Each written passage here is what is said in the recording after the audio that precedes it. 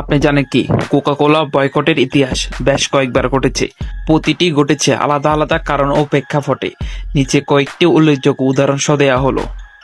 Number 1, দক্ষিণ আফ্রিকার boycott 1980 এর দশক। দক্ষিণ আফ্রিকায় বর্ণবাদের বিরুদ্ধে আন্দোলনের অংশ হিসেবে কোকা কোলা বয়কট করা হয়। 1980 এর দশকে আন্তর্জাতিক সম্প্রদায় এবং বিভিন্ন প্রতিষ্ঠান দক্ষিণ আফ্রিকার বর্ণবাদী শাসনের বিরুদ্ধে চাপ প্রয়োগের জন্য কোকা কোলা সহ অন্যান্য বিদেশি কোম্পানিগুলোকে বয়কট করার আহ্বান জানায়। এর ফলে কোকা কোলা কোম্পানি 1986 সালে দক্ষিণ আফ্রিকা থেকে তাদের ব্যবসা প্রত্যাহার করে।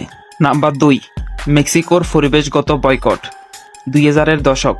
মেক্সিকোতে কোকা কোলা কোম্পানির পানি ব্যবহারের কারণে পরিবেশগত সমস্যা সৃষ্টি হয় বলে অভিযোগ ওঠে। বিশেষ করে কোম্পানির অতিরিক্ত পানি ব্যবহারের ফলে স্থানীয় কৃষক এবং বাসিন্দারা পানির সংকটে পড়ে।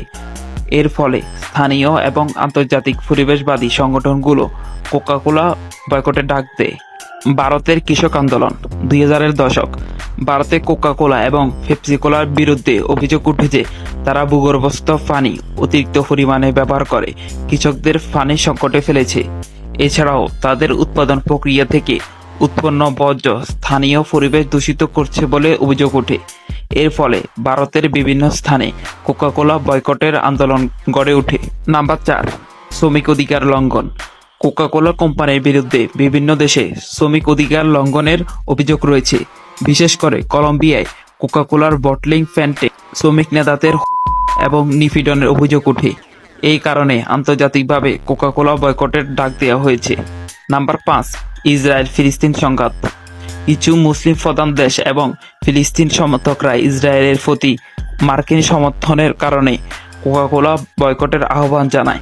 তাদের দাবি যে কোকা কোলা ইসরায়েলের অর্থনীতিকে সমর্থন করে, যা ফিলিস্তিনিদের উপর ইসরায়েলি দমন নীতিকে সমর্থন করছে।